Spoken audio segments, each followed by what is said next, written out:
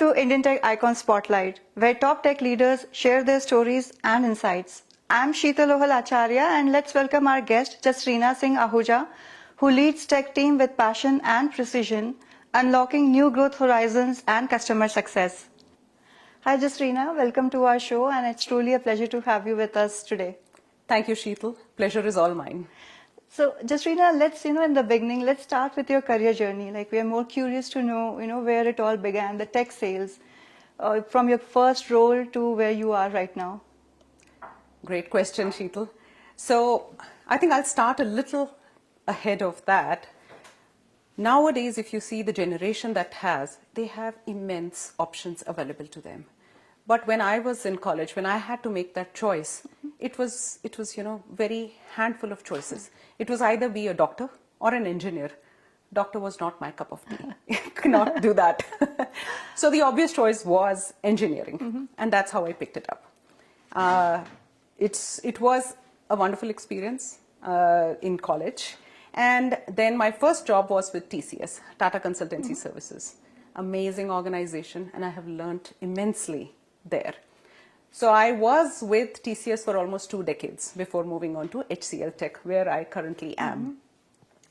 And even though I was there with TCS for almost 2 decades, the growth, the learnings, the journey that I had there was very varied. I started off as every technical person does with hardcore coding, and I was a mainframes developer. So I would do coding in COBOL, JCL. Wow. Yes, IMSD. So that's where I started. My first client was American Express. And then gradually from there, I progressed. I've done various roles like project leader, account manager.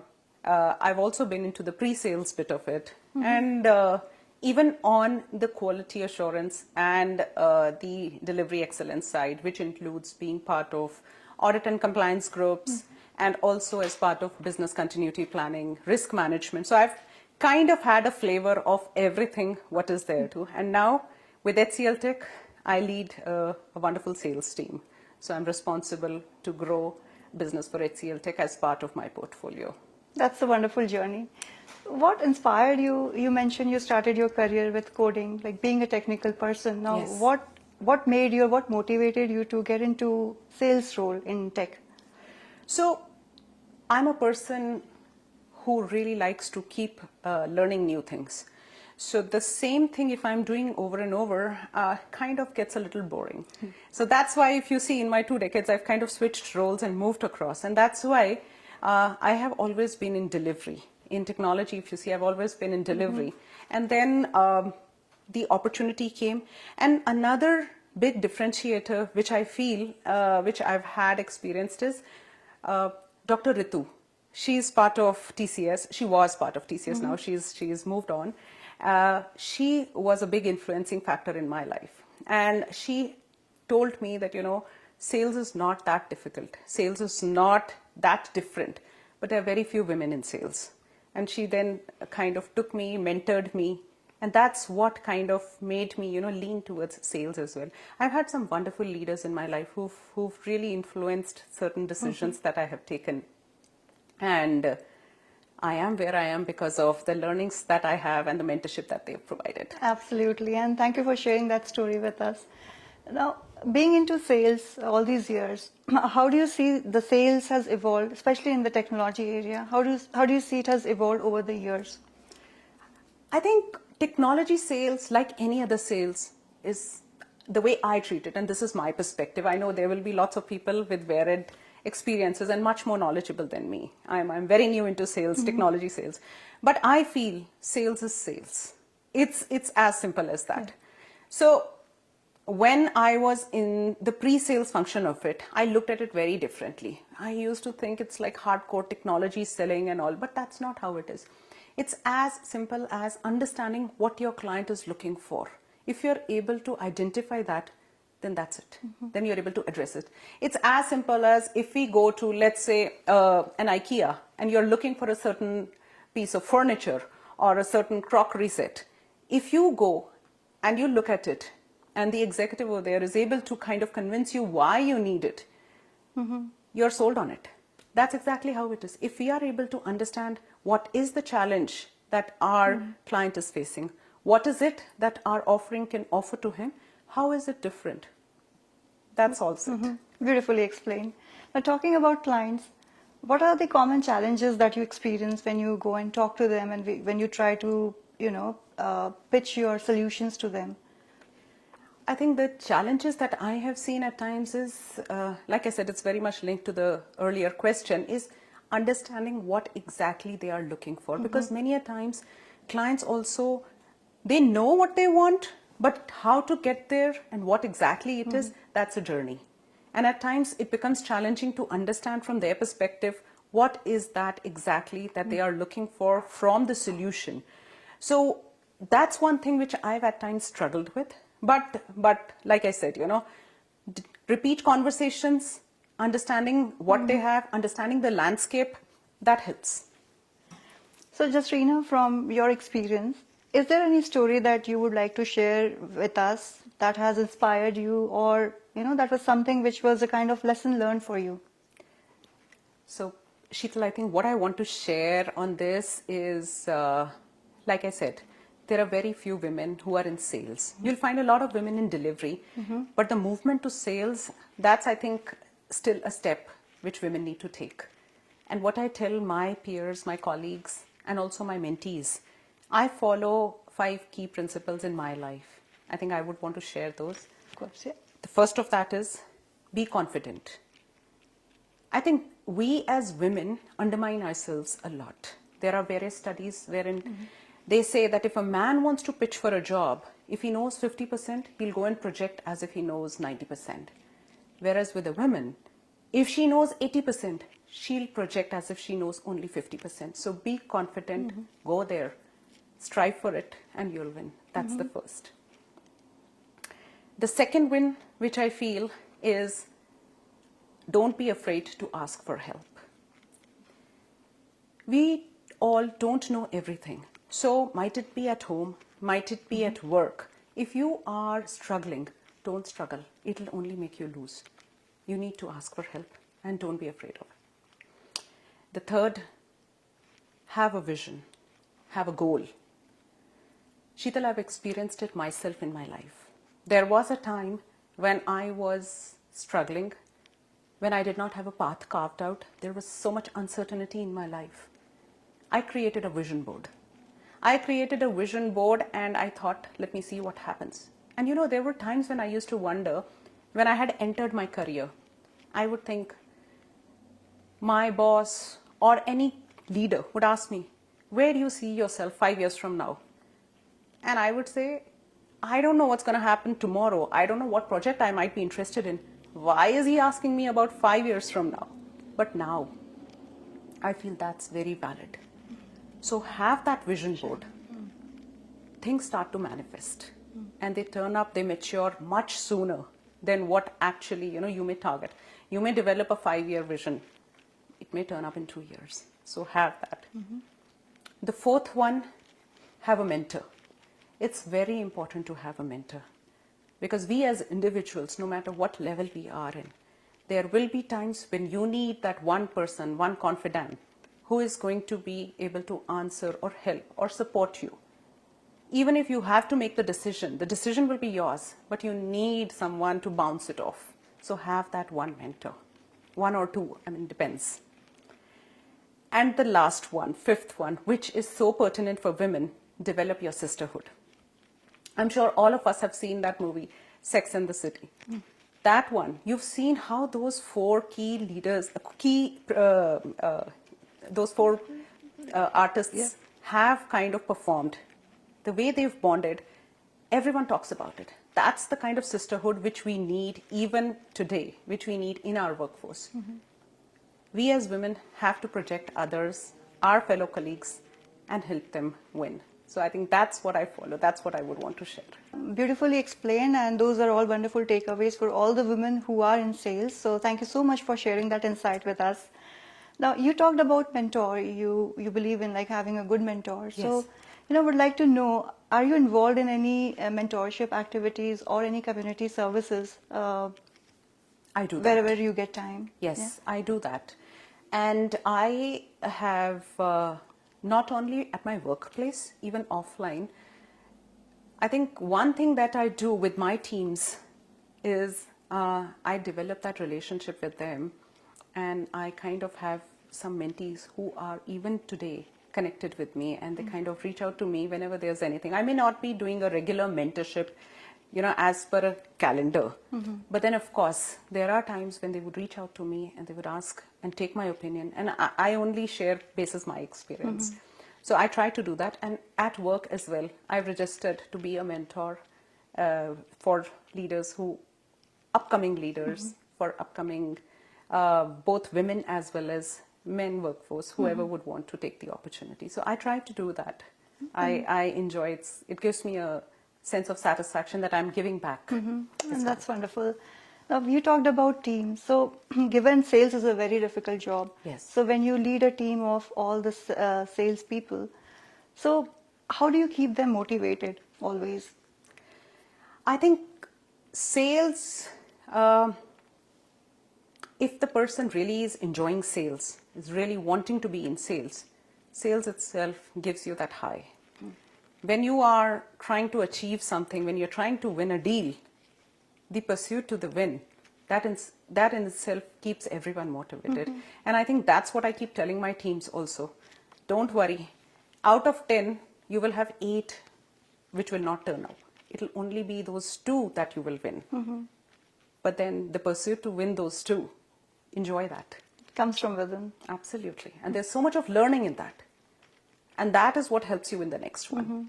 So that's how it is. I believe the journey in itself for any pursuit, that is where the whole essence is. That is what it is. Lovely. And a true person who really understands sale, who really wants to be in this, will definitely keep learning.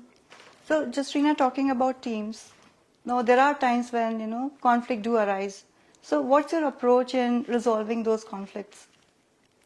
I think, Sheetal, at the end of it, all of us are humans. Conflicts is a natural thing. Conflicts happen at home. Conflict happen with our kids. I have a teenage daughter. The amount of conflict that I have with her. Every mom's challenge. Oh my God. And today's teenagers, my God, they have a strong mind of their own. Yes. And you cannot debate with them. Absolutely. So conflicts are but natural.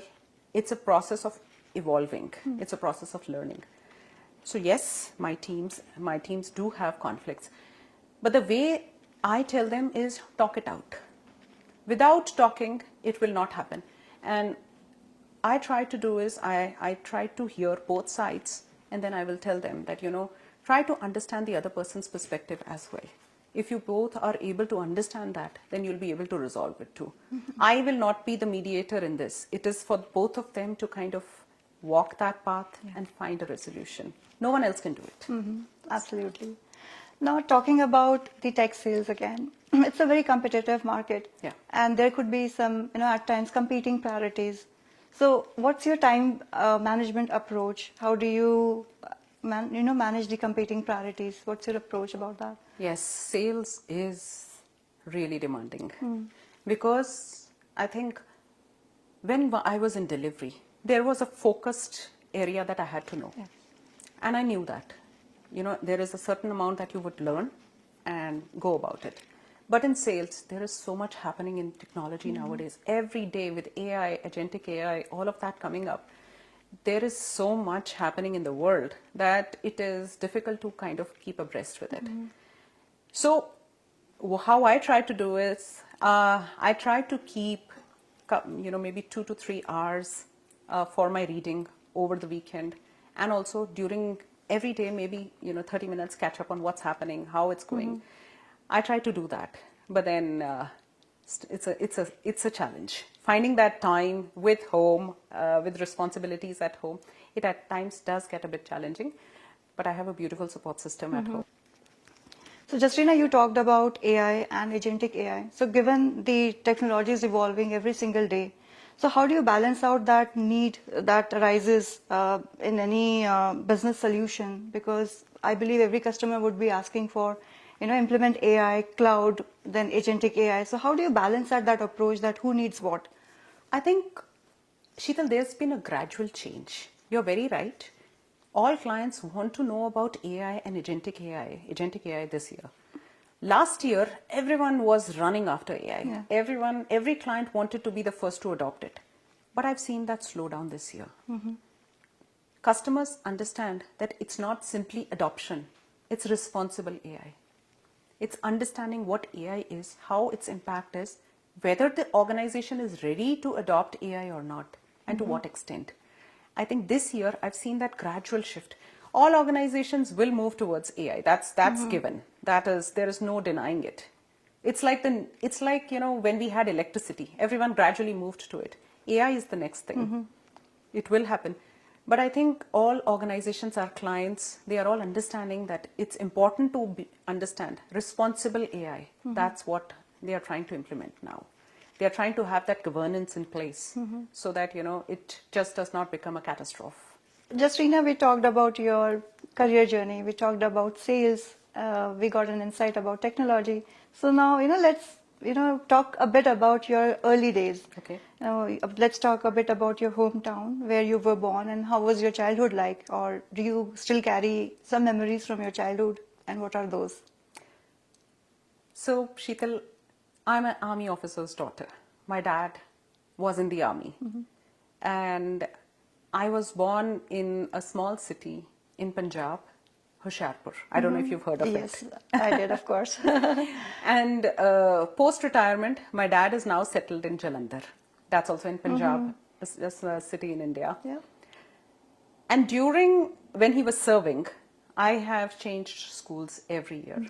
So I've changed 14 schools in my 14 years of schooling. So it was a school every other year. Yeah. What that taught me was adaptability. What that taught me was every place will not be the same. Your friends around you will not be the same.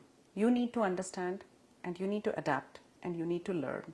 So that taught me that there are different kinds of people. Because when you go and meet people, even as kids, and at times I feel kids are the most brutal. They are not that easy to let a newcomer enter their circle. Yeah, that's true.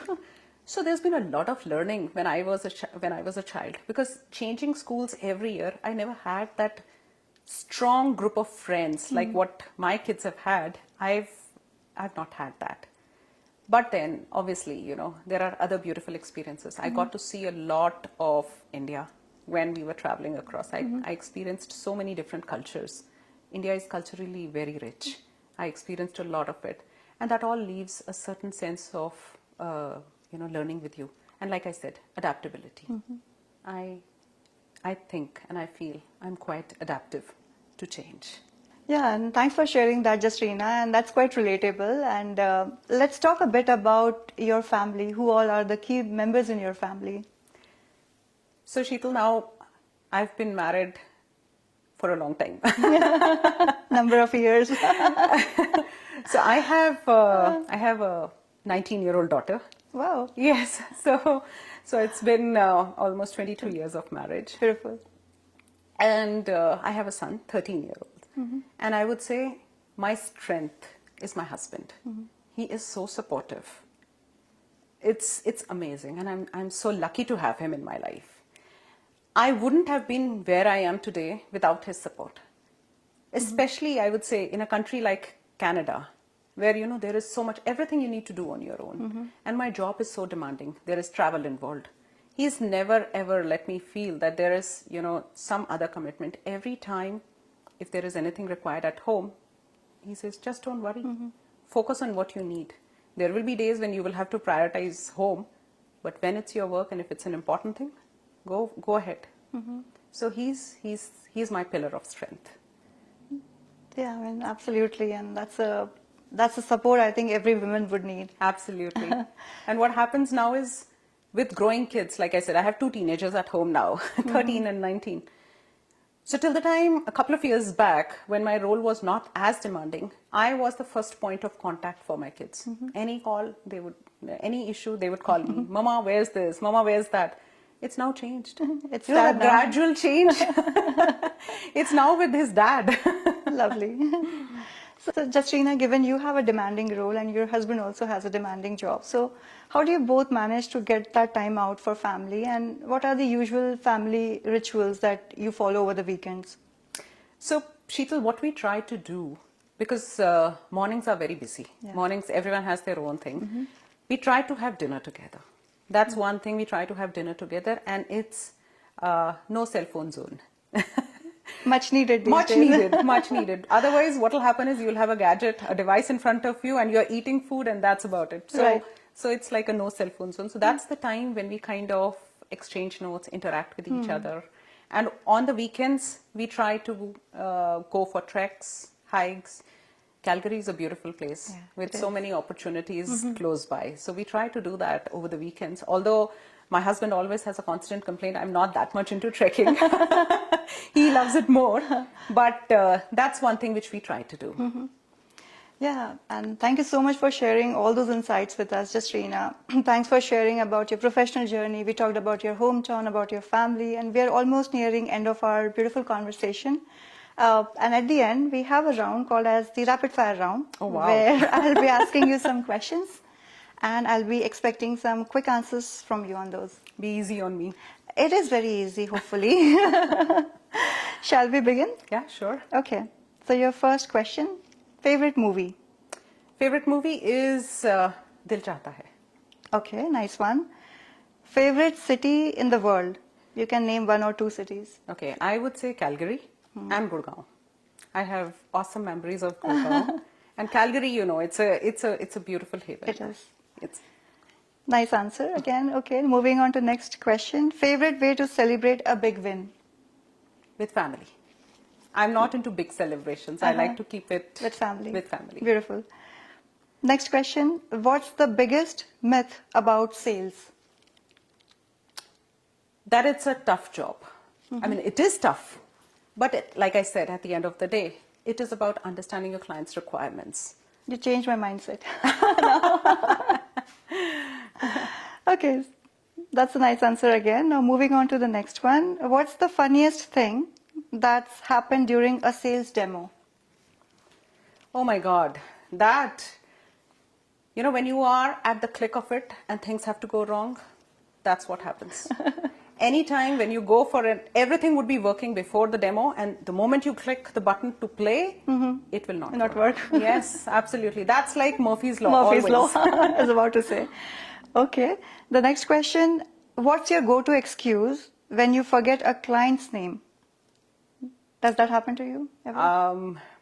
Thankfully not till now. I go prepared with at least the name.